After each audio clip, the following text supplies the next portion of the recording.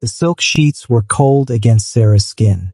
She lay in her king-sized bed, too big for one person, always too big, staring at the Seoul skyline through floor-to-ceiling windows.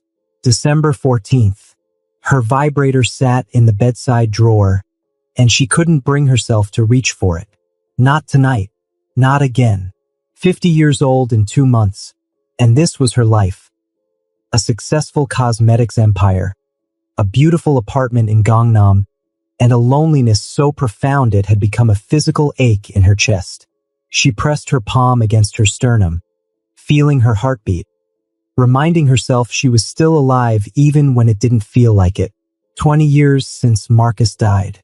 20 years of surviving instead of living. Sarah pulled on her robe, champagne silk that made her dark skin glow, and walked to her living room. Photos covered one wall. Her and Marcus on their wedding day, both so young and full of hope. Her cosmetics company's first store opening. Her mother, gone now 5 years. Everyone she'd loved, frozen in time while she kept moving forward alone. The dating apps on her phone mocked her with notifications. She'd tried them all. Every match either vanished when they learned her age, made uncomfortable comments about exotic beauty, or stuck around just long enough to ask if she could invest in their startup.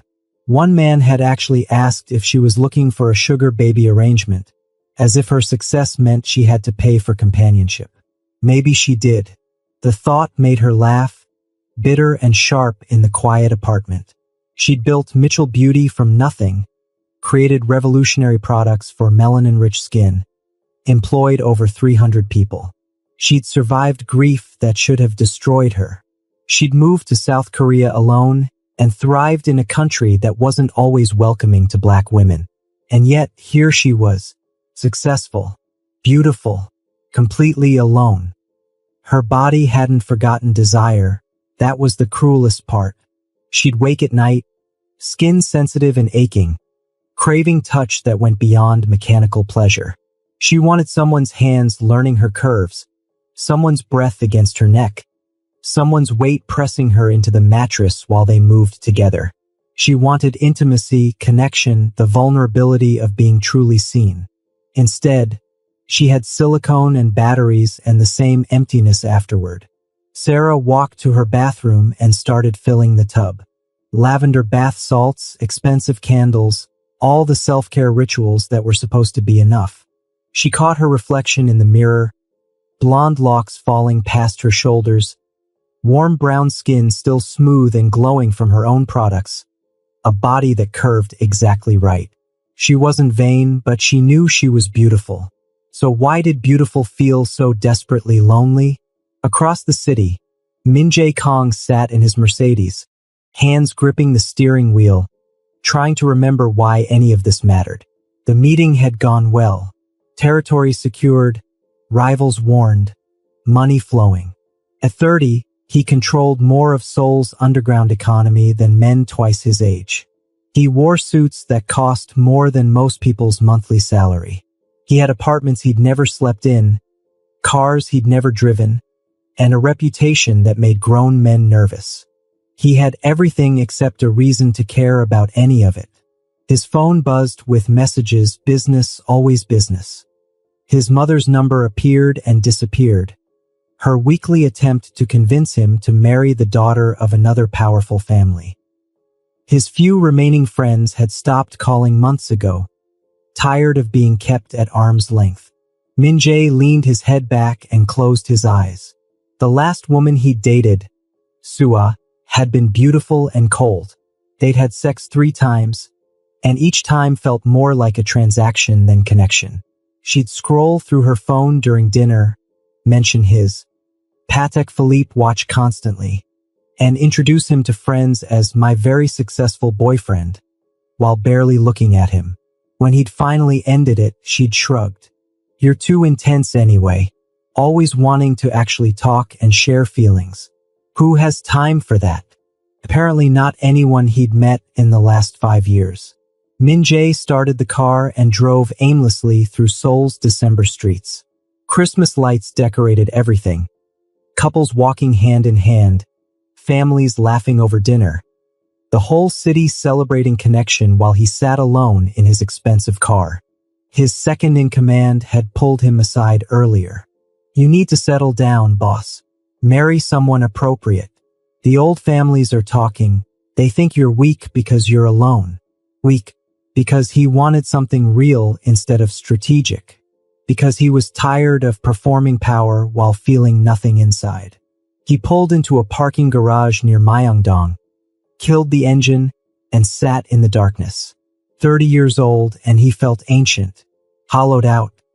He'd built this life thinking power would fill the emptiness his family's rejection had created.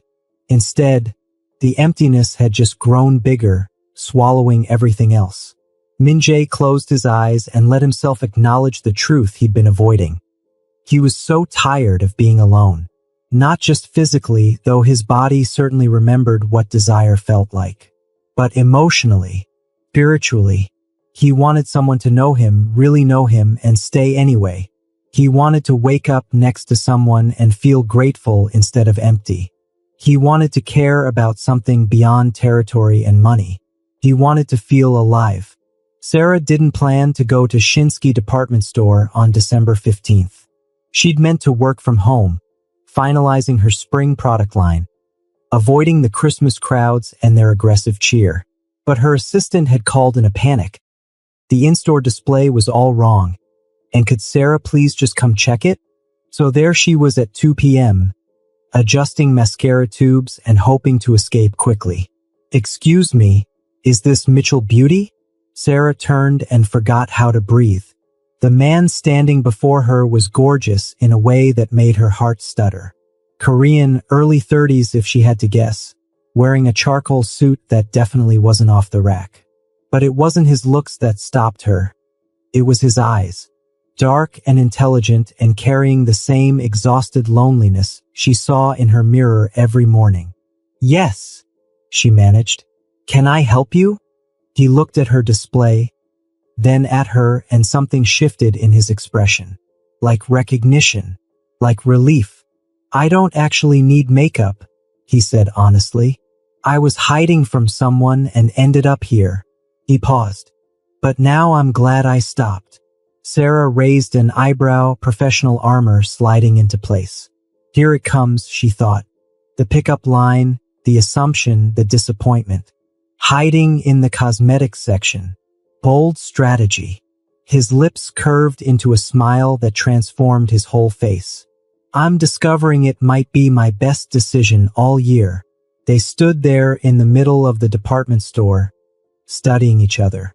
Sarah noticed the scars on his knuckles, the tension in his shoulders, the way he held himself like someone who'd forgotten how to relax. He noticed her wariness, the armor in her posture, the loneliness that matched his own. "I'm Min-jae," he offered. "Sarah." She didn't extend her hand. "Not yet." "You speak excellent English. International school. You speak excellent Korean. 4 years in Seoul. You learn or you struggle." Another pause. Min-jae knew he should walk away. This woman was clearly successful, clearly guarded, and definitely too smart to be impressed by his usual approach. Not that he had an approach anymore. But something about her pulled at him. The way she stood, the warmth in her eyes despite the armor, the sense that she understood loneliness the way he did. "This might be completely inappropriate," he said slowly, "but would you have coffee with me? Right now? I promise I'm not a serial killer. Just a man who's very tired of pretending to be fine." Sarah's carefully constructed walls trembled. She should say no. This man screamed danger. Expensive suit, scarred hands, the kind of presence that suggested violence existed somewhere in his world. She should absolutely say no. "Okay," she heard herself say, "but not coffee. If we're doing this, I need something stronger." They ended up at a quiet bar in Itaewon, the kind of place that catered to foreigners and Koreans who wanted to escape traditional expectations. Sarah ordered whiskey neat. Min-jae ordered the same. "So," Sarah said, studying him over her glass, "what were you hiding from?" A business associate who thinks my personal life should serve corporate interests. Min-jae sipped his drink. What made you say yes to a stranger? Temporary insanity? Sarah smiled. Or maybe I recognized something in your face. What? The same thing I see in my mirror. Someone who's successful and lonely and tired of pretending either one is enough. Min-jae set down his glass, struck by her honesty. How long? 20 years. You?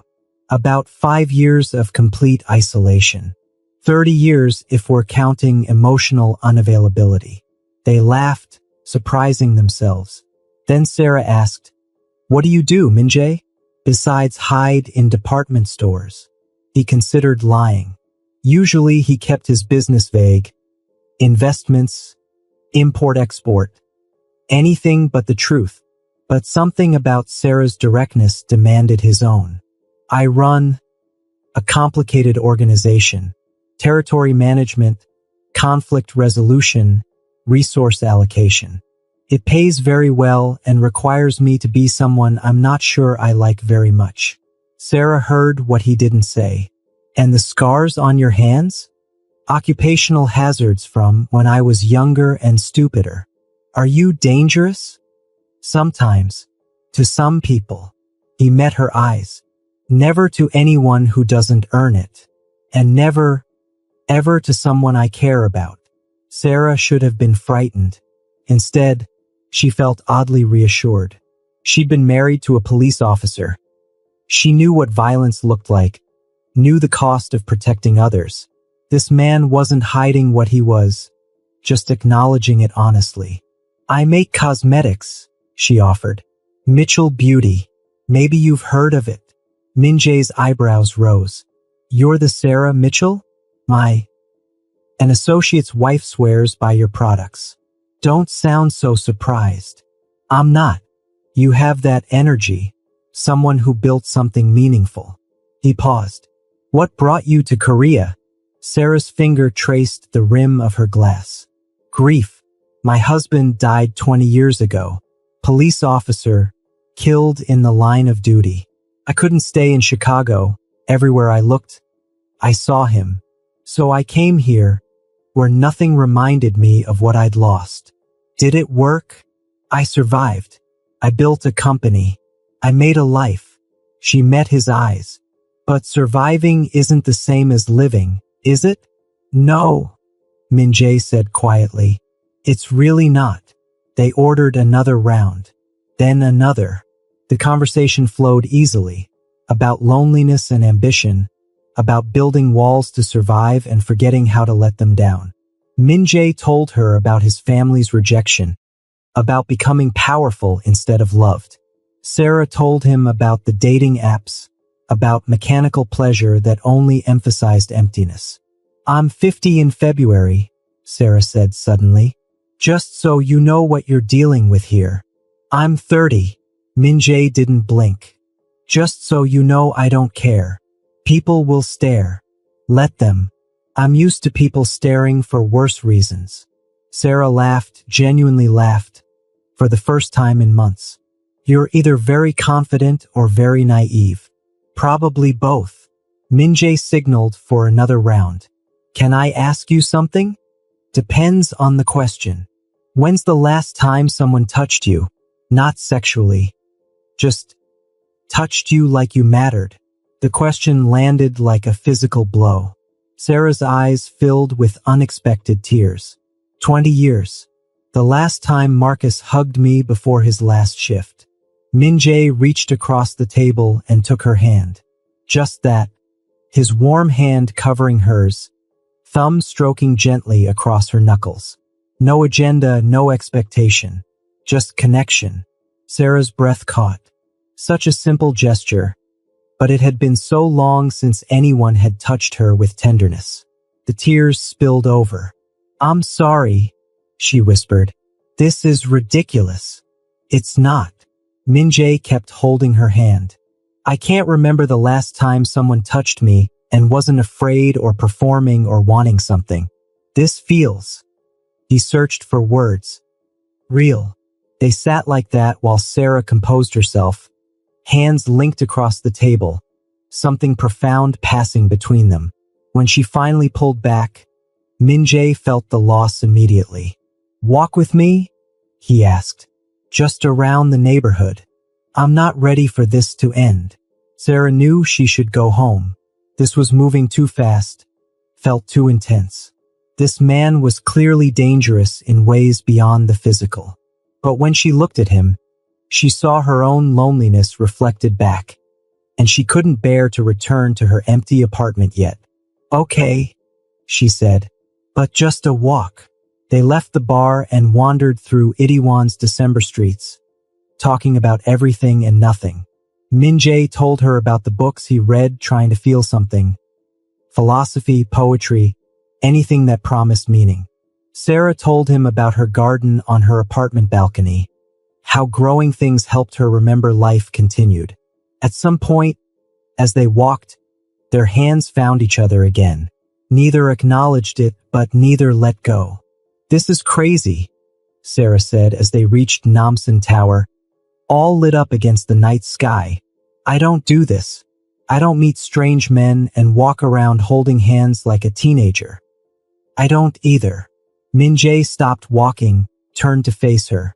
"Sarah, I know this is fast. I know we just met. But I feel more connected to you after 4 hours than I felt to anyone in years." "I feel it too." Sarah stepped closer. "And it terrifies me." "Why?" "Because I've been alone so long. Because you're clearly dangerous in ways I don't fully understand. Because you're 20 years younger and people will judge us. Because..." She took a shaky breath. "Because what if this is real and I mess it up?" Min-jae cupped her face gently, forcing her to meet his eyes. "What if it's real and we get it right?" The kiss happened slowly. Min-jae leaned in, giving Sarah every chance to pull away. She didn't. Their lips met softly, tentatively, two lonely people remembering what connection felt like. Sarah's hands came up to his chest, feeling his heartbeat racing. Min-jae's hand tangled in her locks, pulling her closer. The kiss deepened, grew more urgent. 20 years of loneliness poured into it from Sarah's side. Years of emptiness flowed from Min-jae's. They kissed like drowning people finding air, like two pieces of a puzzle finally connecting. When they finally broke apart, both were breathing hard. "Come home with me," Sarah whispered. "Not 4. I'm not ready for that yet. But come home with me. Talk to me. Let me fall asleep next to someone for the first time in 20 years. Min-jae kissed her forehead gently. "Are you sure?" "No. But I'm doing it anyway." They took a taxi to Sarah's apartment, hands linked the entire ride. In the elevator, Min-jae pulled her close, just holding her. And Sarah felt something crack open in her chest. The first real hope she'd felt in 2 decades. Her apartment was warm and lived in, so different from his sterile penthouse. Photos covered the walls. Plants thrived everywhere. Books and beauty products created comfortable chaos. "This is you," Min-jae said, looking around. "Warm and alive and real." Sarah poured them wine, and they sat on her couch, talking until 3 a.m. About childhoods and dreams and all the ways life hadn't turned out as planned. About loneliness and the different ways people survived it. About wanting more than survival. "I should tell you something," Min-jae said as exhaustion finally hit. "My world is complicated. There are people who won't like me being with you, not because of you, because of me trying to be something beyond what they need me to be. I can handle complicated." Sarah took his hand. "I just need honesty." Then honestly, this feels like the first real thing I've felt in years, and it scares me how much I already don't want to lose it. Sarah led him to her bedroom, gave him clothes to sleep in, and they lay down together on top of the covers. Min-jae pulled her against his chest, and Sarah melted into his warmth. 20 years of sleeping alone finally ending. "Thank you," she whispered. "For what?" "For seeing me, for being honest, for making me feel less alone. Min-jae kissed the top of her head. Thank you for the same. They fell asleep like that, two lonely souls finding unexpected comfort in each other's arms. Outside, December snow began to fall over Seoul, covering the city in white. Inside, something new and fragile and precious was being born. The possibility that maybe, just maybe, neither of them had to be alone anymore. Sarah woke to sunlight streaming through her windows and a warm body pressed against hers. For one disorienting moment, she couldn't remember. Then it all came flooding back. Min-jae, the bar, the kiss, the conversation that had lasted until dawn. She turned carefully, not wanting to wake him, and studied his sleeping face. He looked younger asleep, vulnerable in a way she suspected he rarely allowed. His arm was draped over her waist, holding her close even in sleep, and Sarah felt her heart do something complicated in her chest. This was dangerous. This was stupid. This was moving way too fast. She didn't care. Min-jae's eyes opened, found hers, and softened into a smile. Good morning. Good morning. Sarah suddenly felt shy, which was ridiculous. Sleep okay? Better than I have in years. He brushed a lock away from her face. You? Same. She bit her lip. Min-jae, last night, was perfect. And if you're about to tell me it was a mistake, please don't. Not yet. Give me at least until after coffee. Sarah laughed, tension breaking. I was actually going to say last night was unexpected. I don't usually bring strange men home. I don't usually sleep in strange women's beds with all my clothes on. Min-jae's phone buzzed insistently. He glanced at it and sighed. I have to deal with this. Work crisis. Okay. Sarah tried not to feel disappointed. Min-jae caught it anyway. But I want to see you again. Tonight? Tomorrow? Whenever you're free. Tonight, Sarah heard herself say. Come back tonight. I'll cook. You don't have to. I want to. She met his eyes. I want to see if this feeling is real or just loneliness making us both crazy. Min-jae kissed her softly. It's real. But I'll come back tonight so we can both be sure. After he left, Sarah stood in her kitchen, touching her lips where he'd kissed her, feeling like a teenager with her first crush. It was absurd. She was a 50-year-old business owner, not some romance novel heroine. But when she caught her reflection in the window, she saw someone she barely recognized. Someone smiling, someone hopeful, someone alive. She called her best friend Ji-won, an American expat who'd been her rock through the grief years.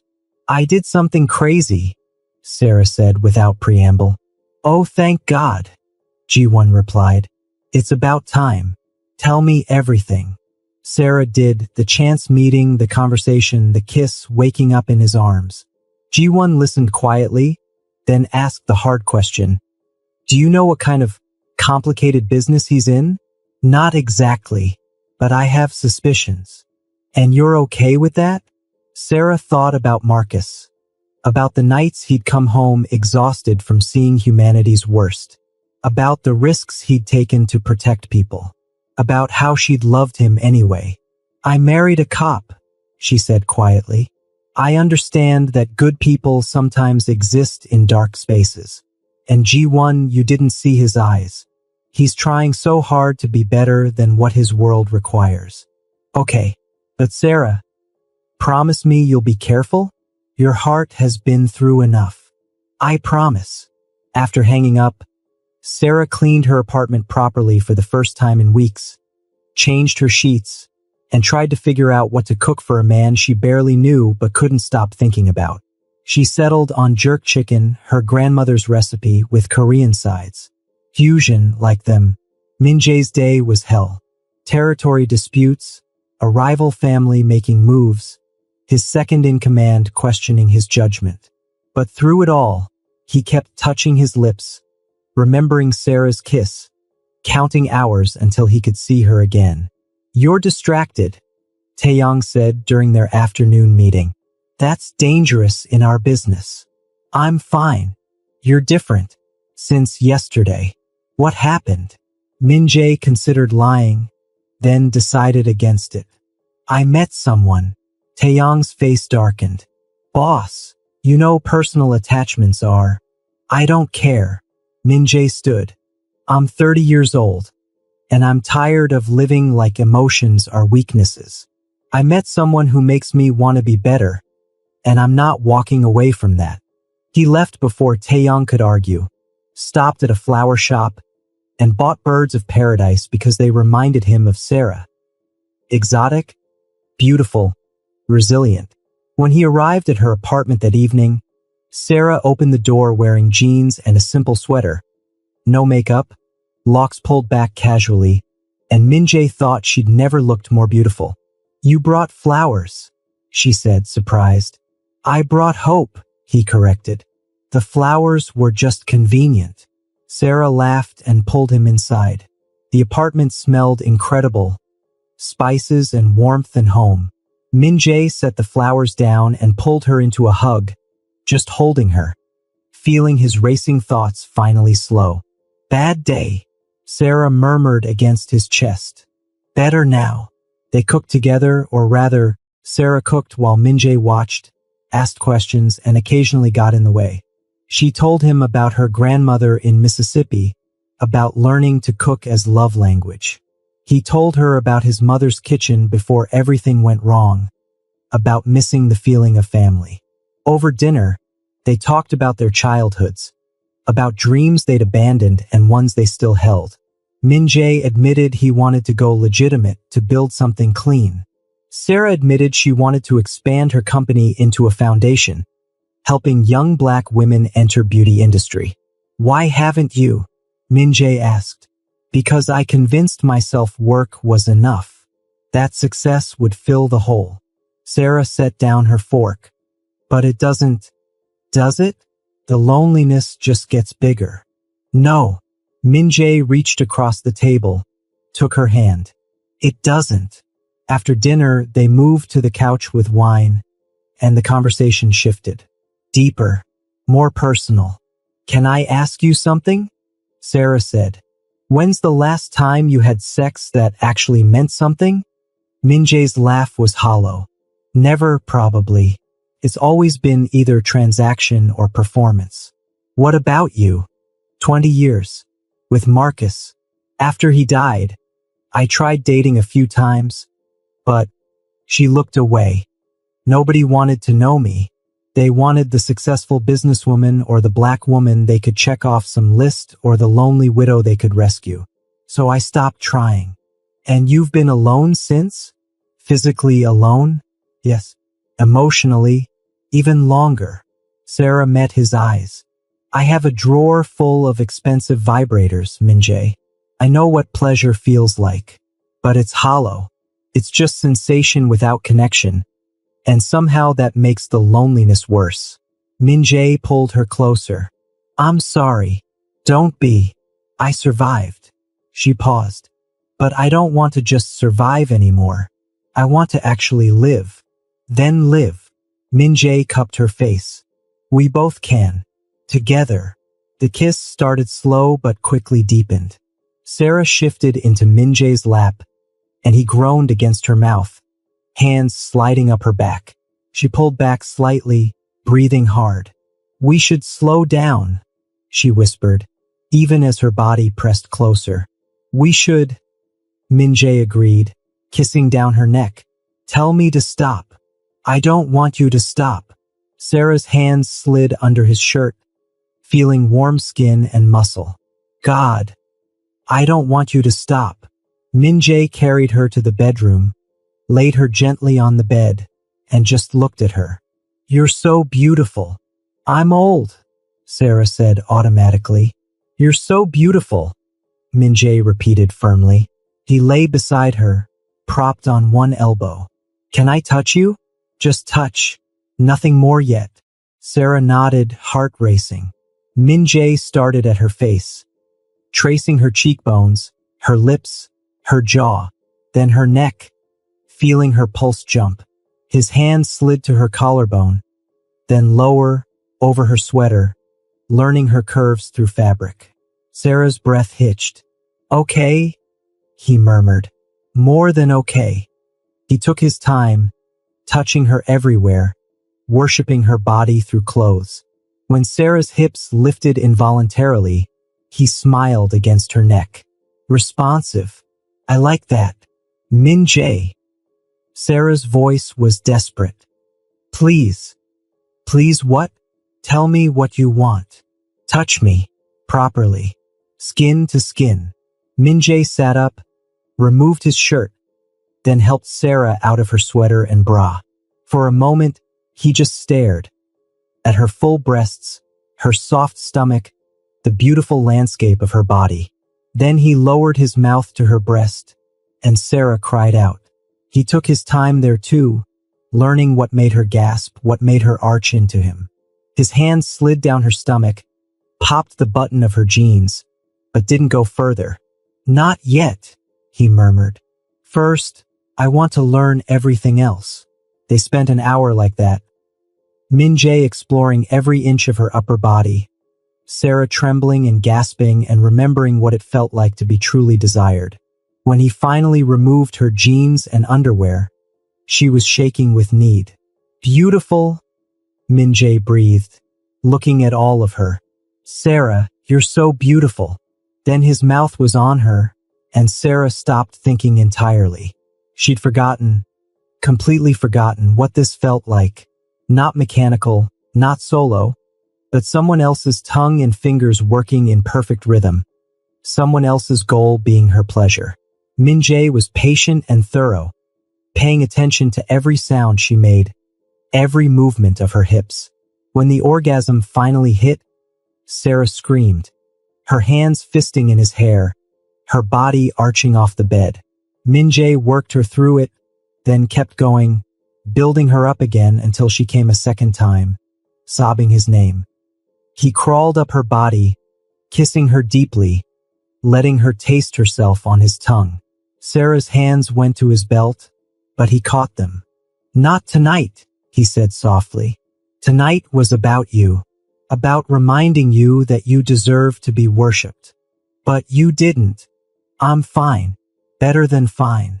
He pulled her against his chest. "That was the most erotic experience of my life. And I didn't even undress completely." Sarah laughed shakily. "You're dangerous, only to your belief that you're not worthy of good things."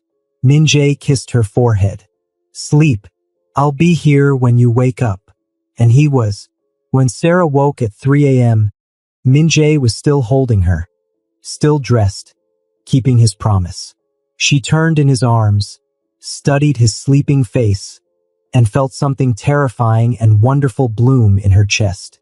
This was more than physical. This was connection she'd thought she'd never feel again. In the morning, they made breakfast together, talking easily, touching constantly. Her hand on his arm, his fingers in her locks, casual intimacy that felt profound. Before Min Jae left for work, he pulled her close. "Dinner again tonight?" he asked. "My place this time. I want to show you where I live." "Okay," Sarah agreed. "But Min Jae, tonight no more holding back. For either of us."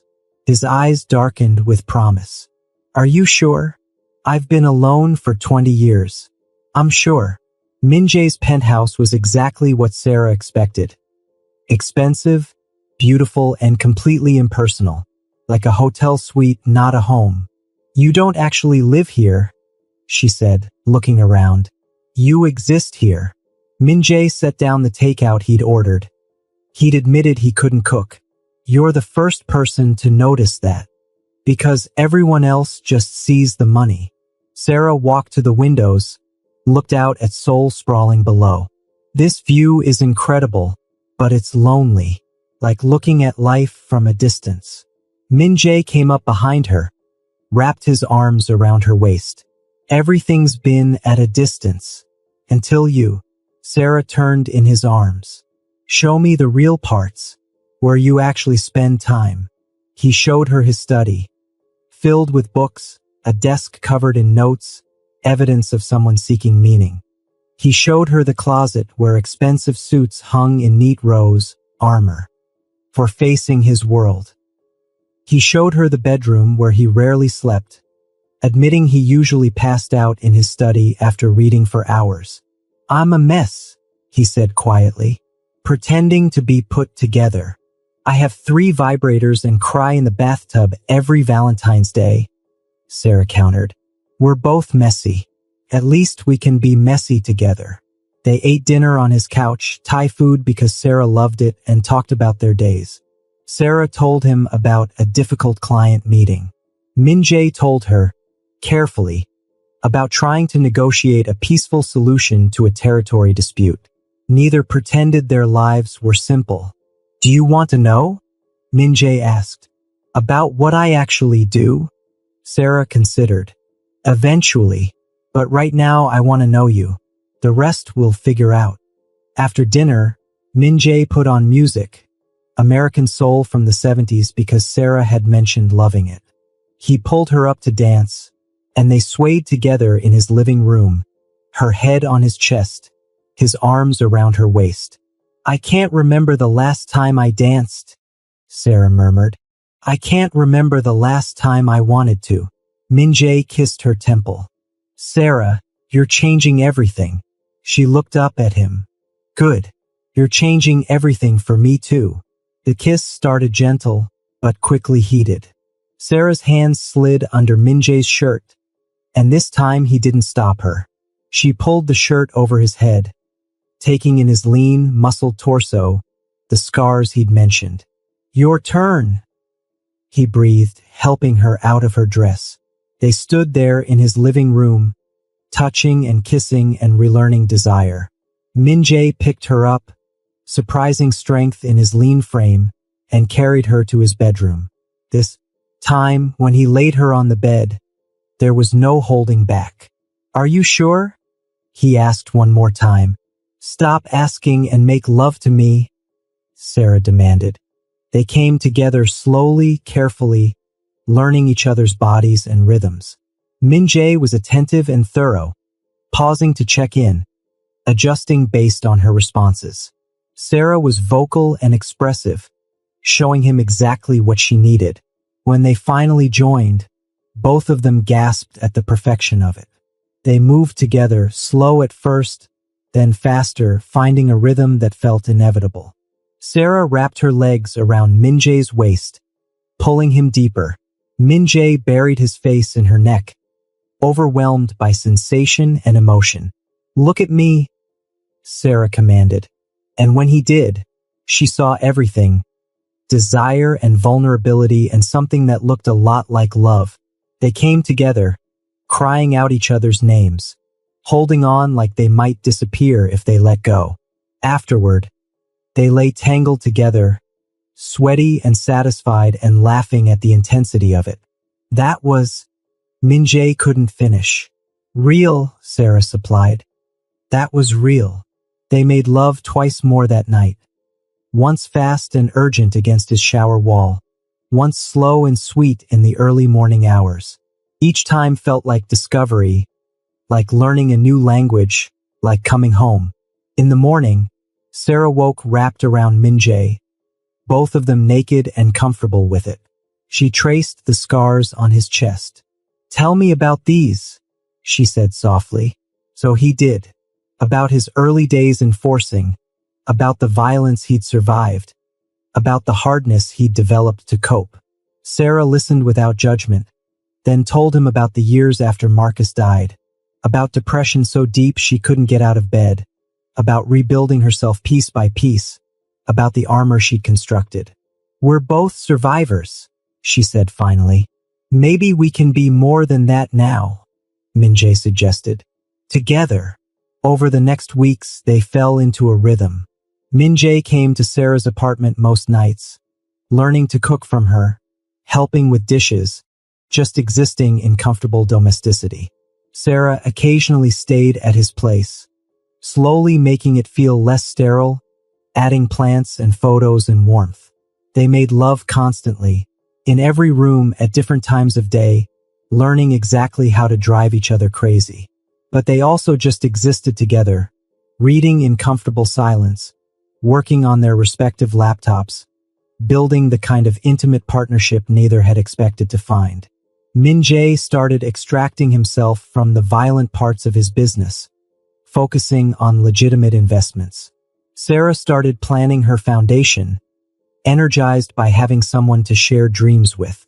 They talked about the future, carefully, not wanting to jinx it but with growing hope. And as December turned toward the new year, both of them realized the same thing. They weren't lonely anymore. After years of surviving alone, they'd found someone to actually live with. It wasn't perfect. They had their first fight about Min-jae's dangerous work, their second about Sarah's workaholic tendencies. But they learned to communicate, to compromise, to choose each other even when it was difficult. On Christmas Eve, Min-jae brought Sarah to his penthouse and showed her what he'd been working on. He'd hired decorators to transform the sterile space. Warm colors, comfortable furniture, photos of them together already framed on the walls. "I want this to feel like home," he said. "Our home, if you want that." Sarah walked through the transformed space, tears streaming down her face. "You did this for us? I did this because you taught me the difference between existing and living. Because I want to build a life with you, not just occupy space." They spent Christmas together, cooking breakfast, exchanging simple gifts. She gave him a first edition poetry book he'd mentioned wanting. He gave her a charm bracelet with a bird of paradise charm, making love lazily while snow fell outside. It was quiet and perfect and everything neither of them had thought they'd ever have again. "I love you," Sarah said as they lay tangled together that night. "I know it's fast, but I love you." "I love you too," Min-jae replied, pulling her closer. "I think I've loved you since that first conversation at the bar." As the year drew to a close, they both felt the same sense of gratitude for chance meetings, for second chances, for the courage to risk their hearts one more time. They'd both been so lonely for so long, and now they had each other. It wasn't the end of their story. There were still challenges ahead: Min-jae's family, Sarah's friends' concerns, the judgment of strangers who saw only age difference and race. But they'd face it together, two people who'd learned that love was worth fighting for. On New Year's Eve, they stood on his balcony overlooking Seoul, wrapped in blankets, watching fireworks explode across the sky. "What do you want for this year?" Sarah asked. Min-jae kissed her temple. "More of this, more of us. The rest we'll figure out." Sarah smiled against his chest. "That sounds perfect." They kissed as the clock struck midnight, two formerly lonely souls starting a new year with hope and love and the promise of tomorrow. The city celebrated around them, but in their own private world, they'd already found everything they needed. January arrived cold and bright, and with it came reality in forms they'd been avoiding. Sarah's assistant was the first to notice the change. "You're glowing," Maya said suspiciously during a product development meeting. "And you've been leaving at 6 p.m. every day for 2 weeks. What's going on?" Sarah tried to play it cool. "Can't a woman just be happy?" "Not you. You live here. Spill." So Sarah did carefully. She showed Maya a photo of Min-jae from a coffee date. Him laughing at something she'd said, looking young and carefree. "He's gorgeous," Maya said. "Also, he looks about 12. How old is he?" 30, Sarah admitted. Maya's eyes widened. "Girl, you're robbing the cradle. I know how it looks. It looks like you're finally living again. It's about damn time." Maya hugged her. "But be careful, okay? Seoul can be judgmental as hell." She wasn't wrong. The first incident happened at a business dinner. Sarah had been invited to pitch Mitchell Beauty to a major department store chain, and Min-jae had come as her +1, dressed impeccably and playing the supportive partner perfectly. But Sarah caught the stares, at their clasped hands, at the way Min-jae pulled out her chair, at the obvious affection between them. Afterward, one of the executives approached her privately. Ms. Mitchell, I hope you don't mind me saying, but your companion. He seems quite young. Sarah lifted her chin. He's 30, successful in his own right, and the best thing that's happened to me in 20 years. Is there a business reason you're mentioning it? The man backtracked quickly, but the damage was done. Sarah left feeling exposed, judged, and by the time they got to Min-jae's car, she was shaking with anger. Hey! Min-jae pulled her close. Talk to me. They looked at us like we were wrong. Like I was wrong for being with you. Then they're idiots. Min-jae, this is going to keep happening. People are going to judge. Your associates, my clients, everyone. Let them. He cupped her face. Sarah, I chose you knowing this wouldn't be easy. I chose you because you're worth it. Unless. His voice wavered slightly. Unless you're having second thoughts. No. Sarah grabbed his jacket. No, I just needed to vent. I'm not going anywhere. But the incidents continued. Min-jae's world proved even harsher. Taeyong cornered him after a meeting. This woman you're seeing. The older black woman. Boss, people are talking. Let them talk. It makes you look weak. Like you can't get someone appropriate, someone who fits. Min-jae slammed Taeyong against the wall. Controlled violence in every line of his body. Say one more word about her and you're done. She's not some woman. She's the woman I love. And anyone who has a problem with that can go to hell. He released Taeyong and walked out, hands shaking with rage. But that night, curled up with Sarah on her couch, he couldn't help but voice his fears. What if they're right? He said quietly. What if I'm being selfish? Dragging you into my complicated life when you could have someone easier? Sarah straddled his lap, forcing him to look at her. Min-jae Kong, listen to me. I don't want easier. I want you. I want your complications and your scars and your beautiful broken pieces. I want the man who makes me laugh and holds me when I cry and makes love to me like I'm precious. You are precious. Then stop questioning this. She kissed him firmly. We're going to face judgment. People are going to stare and whisper and make assumptions. But I've spent 20 years alone, and I'm not going back to that loneliness just because some people can't handle us being happy. They made love on her couch that night, urgent and affirming, proving to each other that they were worth the fight. Afterward, wrapped in throes in each other, they made a pact. No more letting outside voices matter more than what they had.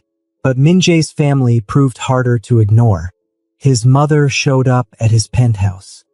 Unannounced in late January, perfectly dressed and radiating disapproval. Min-jae had just enough time to warn Sarah, who was cooking dinner in yoga pants and one of his t-shirts, before his mother swept in. So this is her, Mrs. Kong said in Korean, looking Sarah up and down. The American. Mother, this is Sarah Mitchell. Sarah, my mother. Sarah extended her hand. Mrs. Kong, it's nice to meet you. His mother ignored the hand.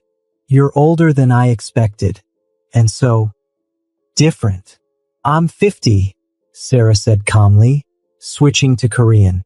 And black, in case you hadn't noticed. If you're here to insult me, please do it directly instead of pretending I don't understand you. Mrs. Kang's eyebrows rose in surprise. Then she switched to rapid Korean, clearly testing. My son could have any woman in Seoul. Young women from good families who would strengthen our position. Instead, he chooses an aging foreigner with no connections and questionable morals. What kind of woman pursues a man 20 years younger? The kind who didn't pursue him at all, Sarah replied smoothly in Korean. Your son approached me. Your son chose me. And with all due respect, Mrs. Kong, your son is 30 years old and capable of making his own decisions. Mother, that's enough, Min-jae interjected. You will not come into my home and disrespect the woman I love. Love. His mother laughed bitterly. You're infatuated. This will pass, and you'll be left with nothing. No proper wife, no family support, no future. I have a future, Min-jae said quietly. For the first time in years, I actually have a future. Sarah gives me that. She makes you weak. She makes me human. There's a difference. Mrs. Kong turned back to Sarah. How much? Excuse me? How much money will it take for you to leave my son? Name your price. Sarah felt like she'd been slapped. She set down the spoon she'd been holding, turned off the stove, and faced Min-jae's mother directly. Mrs. Kong, I run a multimillion-dollar cosmetics company. I don't need your money. What I need is for you to understand that I love your son.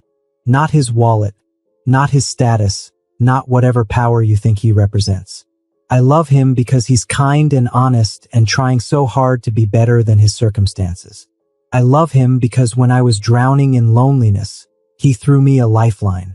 And I will not apologize for that or walk away because you can't see past your own prejudices. The room fell silent. Min-jae stared at Sarah with something like awe. His mother's face had gone pale with rage. You're making a mistake, Mrs. Kong said to her son. When this ends badly, and it will, don't come crying to me. She swept out, and the silence she left behind was deafening. I'm sorry, Min-jae said immediately. I should have warned you better. I should have. Sarah pulled him into a fierce hug. Don't apologize. Your mother is protecting her vision of your future, even if that vision is wrong. I get it. I don't like it, but I get it. She had no right to offer you money. No, she didn't. But Min-jae, this is what we're going to face. From your family, from society, from people who can't understand why we work. Sarah pulled back to look at him. The question is, are we strong enough to weather it? Yes. No hesitation. Sarah, I don't care if my entire family disowns me. I don't care if every business associate questions my judgment. You're my priority. And you're mine. She kissed him softly. So let's stop letting other people's opinions dictate our happiness. They finished making dinner together, and if the food was a little cold by the time they ate, it was because they'd gotten distracted making love against the kitchen counter, affirming their choice of each other. But the challenges continued mounting. Sarah's friends staged an intervention over brunch. We're worried, her friend Ji-won said carefully. This man, Min-jae, you barely know him. He's so much younger, and his business sounds dangerous. I know all of that, Sarah said. What's your actual concern? That you're so desperate not to be alone anymore. You're ignoring red flags. Sarah set down her coffee cup. You think I'm that pathetic? That I'd settle for anyone just to avoid loneliness? No, but I spent 20 years alone. 20 years building a business and surviving and being strong. I know what loneliness feels like, and I know the difference between settling and finding something real. Sarah's voice softened. Min-jae isn't perfect. His world is complicated, and yes, there's an age gap. But he sees me, really sees me. He doesn't want me to be younger or different or anything other than exactly who I am. How many men have ever offered me that? Ji-won reached across the table. We just don't want you hurt. I know, and I love you for caring. But this is my risk to take. The conversation with her friends left Sarah rattled, though. That night, she showed up at Min-jae's place and said, Tell me everything. About your business, about the danger, about what I'm really getting into. So he did. For 3 hours, Min-jae laid out the truth. The syndicate, the territory disputes, the violence he'd participated in and witnessed. He told her about the blood on his hands, the guilt he carried, the empire built on fear. He told her about his plan to transition to legitimate business, but also the reality that you couldn't just walk away from his world.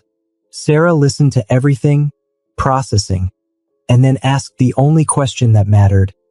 Are you trying to be better? Every day. Are you violent with people who don't deserve it? Never. I protect people who can't protect themselves, even if the methods are questionable. Do you love me? More than anything. Sarah took his hand. Then we'll figure out the rest. Together. They made love that night with new intensity. Now that all cards were on the table, now that she knew exactly who he was and chose him anyway. Min-jae worshipped her body. Like a prayer of gratitude. Sarah gave herself completely, no more walls, no more holding back. As February approached, they both felt the relationship solidifying into something permanent. They talked about the future more concretely. Min-jae's exit strategy from the syndicate, Sarah's foundation plans, where they'd live, how they'd blend their lives. Move in with me, Min-jae said one night as they lay tangled together. Properly. Not just staying over, but actually live here. Your place or mine, ours, we'll find something new. Something that's both of us from the start. Sarah smiled against his chest. I'd like that. They started house hunting, looking for something in between. Not Gangnam's elite sterility, not Itaewon's chaos, but somewhere they could be themselves. They found a house in Hanamdong, all windows and light, with space for Sarah's product development and Min-jae's office, with a kitchen big enough for them to cook together and a bedroom that faced the sunrise. This is it, Sarah said, standing in the empty living room, imagining their life there. This is home, Min-jae agreed. They put in an offer that night. As Valentine's Day approached, Sarah felt anxiety building. 20 years of hating the holiday, of it representing everything she'd lost. Could one person really change that? Min-jae noticed her tension. What is it? Valentine's Day, Sarah admitted. I know it's stupid, but I've spent 20 years dreading it. It's just a reminder of being alone. Not this year. Min-jae pulled her close. This year you're with me, and I'm going to make up for every lonely Valentine's Day you've ever had. That's a tall order. I'm up for the challenge. He kissed her forehead. Trust me. Always. On February 13th, the night before Valentine's Day, Sarah woke to find Min-jae gone from bed. She found him in the kitchen at 2 a.m., covered in flour, attempting to bake. What are you doing? She asked, laughing. Trying to make your grandmother's sweet potato pie. I called your friend G1 for the recipe, but I think I'm doing it wrong. Sarah's heart melted. Min-jae, you don't have to. I want to. You told me your grandmother made this every Valentine's Day before she died. I wanted you to have it again, to have good memories mixed with the grief. She helped him fix the pie, both of them laughing at his mistakes, and by dawn they had something that actually resembled her grandmother's recipe. They ate it for breakfast, feeding each other bites, and Sarah felt 20 years of Valentine's pain start to ease. Thank you, she whispered, for caring enough to try. Thank you for teaching me what love actually looks like, Min-jae replied. That afternoon, Sarah went to work to finalize some contracts, and Min-jae disappeared on mysterious errands. She tried not to overthink it, tried not to build up expectations. But when she got home that evening, she found a note on her door. Put on something comfortable and meet me at our house. The new one. I have a surprise. Sarah's hands trembled as she changed into a soft dress and called a taxi to Hanamdong. The house wouldn't officially be theirs for another week. But when she arrived, the door was unlocked, and candles lit a path inside. Min-jae had transformed the empty space. Blankets and pillows created a nest in the middle of the living room. Food from her favorite restaurants covered a makeshift table. Photos of them together decorated the bare walls. Him laughing at her jokes, her sleeping peacefully in his arms, both of them dancing in her kitchen. Flowers, birds of paradise, filled every corner. And standing in the middle of it all was Min-jae, wearing jeans and a soft sweater, looking nervous and hopeful and so beautiful she could barely breathe. Hi, he said softly. Hi. Sarah looked around, overwhelmed. Min-jae, This is 20 years worth of Valentine's days that should have been celebrations. I can't give those back to you, but I can start making new memories.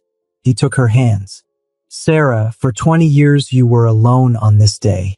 For 30 years I was empty. But this year we have each other. And I wanted to make sure you knew exactly how much that means to me. Sarah's eyes filled with tears. You did all this? I had help. Ji-won told me which restaurants you love. Maya from your office helped me print and frame the photos. Even Taeyong helped me get the keys early, though he still thinks I'm crazy. You are crazy. Crazy about you. Min-jae pulled her close. Dance with me. He'd set up speakers, and now soft music filled the empty house. Soul and R&B. The soundtrack of Sarah's youth. They swayed together in their future home, surrounded by candlelight and hope. I love you, Sarah said against his chest. I love you so much it scares me. I love you too. And Sarah? He pulled back slightly to look at her. This house, this life we're building, it's forever for me. I know we've only been together 2 months, but I've never been more certain of anything. You're my person, my home, my future. You're mine too. Sarah kissed him deeply. Every complicated, beautiful part of you.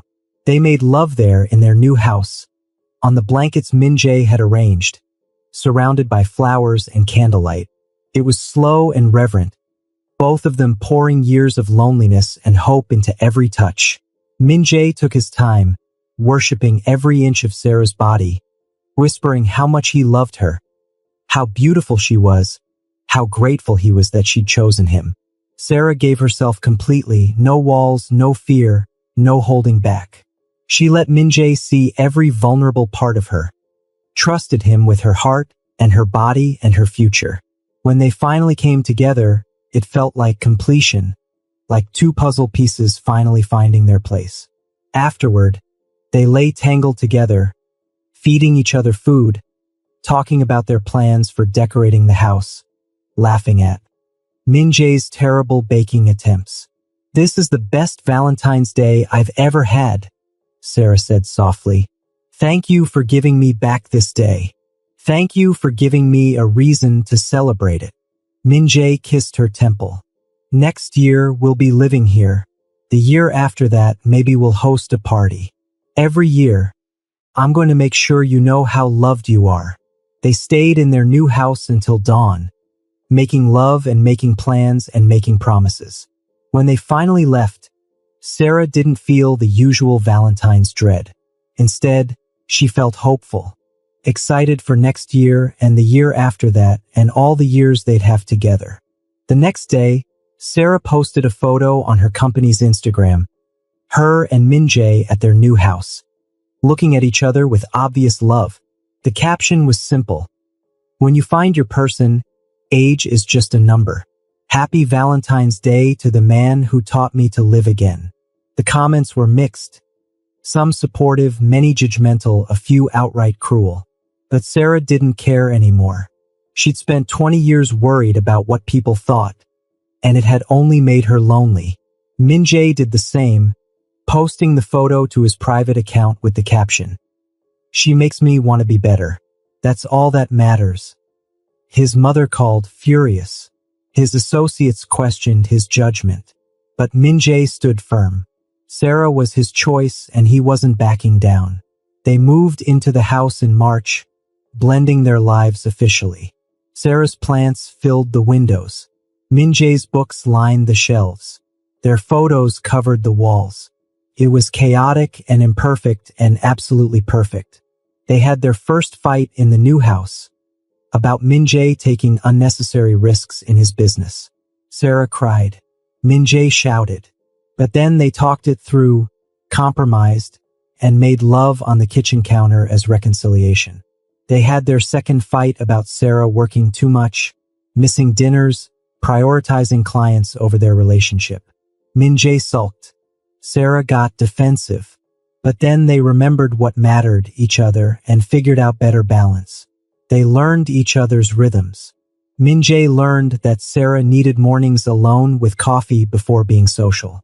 Sarah learned that Min-jae processed emotions through action, needing to cook or clean or fix things when upset. They learned to communicate, to compromise, to choose each other even when it was hard. On Sarah's 50th birthday in late February, Min-jae threw her a surprise party, intimate, just their closest friends, but filled with love. Ji-won cried seeing Sarah so happy. Maya gave a toast about finding love at any age. Even Taeyong showed up, grudgingly admitting that maybe his boss wasn't crazy after all. Min-jae's gift was a locket, antique gold, with a photo of them inside and an inscription. "You taught me to live." 50 never looked so good, he whispered, fastening it around her neck. 30 never looked so wise, Sarah replied, pulling him into a kiss. They made love that night with the windows open, spring air flowing through their bedroom, and Sarah felt completely, utterly alive. Not just surviving anymore, not just existing, but living fully, messily, beautifully living. As spring bloomed over Seoul, they settled into their life together. Min-jae slowly transitioned out of the syndicate, building legitimate businesses with Sarah's support. Sarah launched her foundation with Min-jae's help, creating opportunities for young Black women in beauty. They traveled to Jeju for long weekends, to Japan for Sarah's business, to small Korean towns where no one knew them and they could just be a couple in love. The stares continued. The judgments persisted, but they'd learned to let them roll off, focusing instead on what they'd built together. A partnership based on honesty, respect, and the kind of deep love that only comes from truly seeing and being seen by another person. One night in May, lying in bed after making love, Sarah traced the scars on Min-jae's chest and said, "I never thought I'd have this again. Real love, real partnership, someone who knows all of me and stays." "I never thought I'd have it at all," Min-jae replied. "I thought I was too broken, too damaged. We're both a little broken. That's what makes us fit so well together." They lay there in comfortable silence, and both thought the same thing. They'd been so lonely for so long, and now they had each other. And that made everything, every judgment, every stare, every challenge, completely worth it. "Thank you," Sarah whispered. "For what?" "For choosing me, for seeing me, for making 50 feel like the beginning instead of the end." Min-jae pulled her closer, kissed her deeply. "Thank you for teaching me what love actually means, for making me want to be better, for being my home." Outside their window, Seoul hummed with life. Inside, two formerly lonely souls had found their forever. It hadn't been easy. It hadn't been simple, but it had been real and true, and worth every moment of courage it took to choose love over loneliness. They fell asleep tangled together, both smiling, both grateful, both finally, completely home. Hello besties, don't let society rules, timelines or judgment steal a chance at real happiness. Love doesn't check your age, your bank account, your race or your past. You just ask, are you brave enough to let it in? Thank you so much for watching. Kindly like, subscribe and share.